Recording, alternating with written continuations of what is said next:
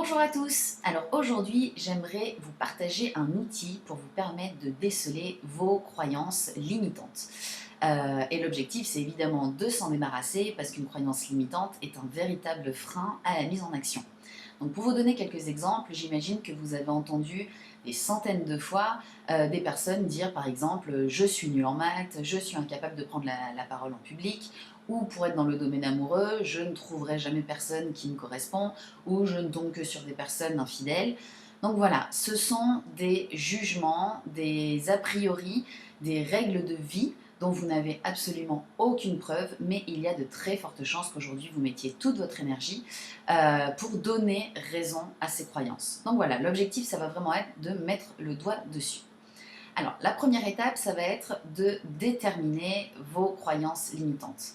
Pour trouver votre croyance limitante, demandez-vous dans quel défi ou dans quelle situation vous sentez le plus souvent bloqué. Vous sentez vraiment un blocage.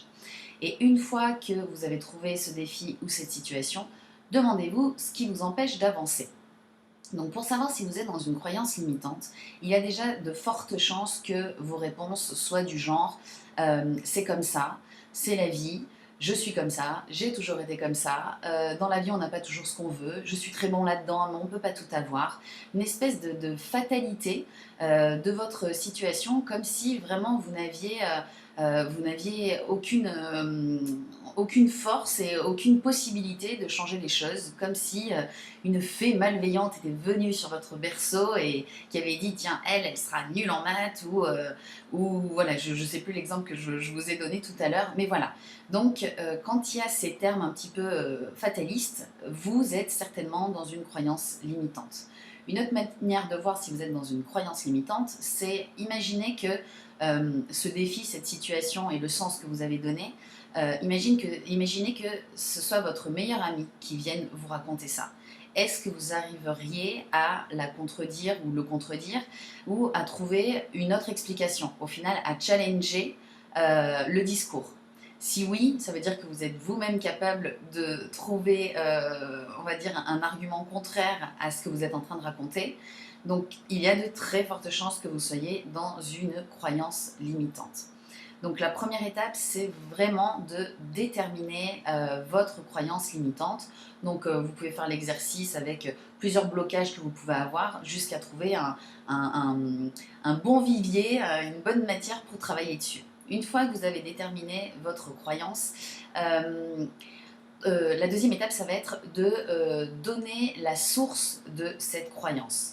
Donc, à vous de voir, selon vous, quel événement majeur de votre passé pourrait donner du sens à votre croyance. Et là, allez-y, écrivez, dites tout ce qui, selon vous, a un sens. Pourquoi cette croyance serait la conséquence de cette situation passée. Une fois que vous avez bien expliqué le pourquoi du comment de cette croyance, essayez de donner en troisième étape, essayez de donner une autre interprétation de cette croyance. Voilà, aujourd'hui, vous avez grandi, vous avez acquis de l'expérience et l'objectif, ça va être de voir si vous ne pourriez pas changer l'angle de vue de cette situation passée. Peut-être qu'à l'époque, vous avez vécu cette situation sous l'angle de vue d'un enfant. Aujourd'hui, peut-être que vous pouvez vous demander si je devais revivre cette situation avec toute l'expérience que j'ai acquise, est-ce que, j'en ferais les mêmes conclusions? Est-ce que j'en aurais la même interprétation?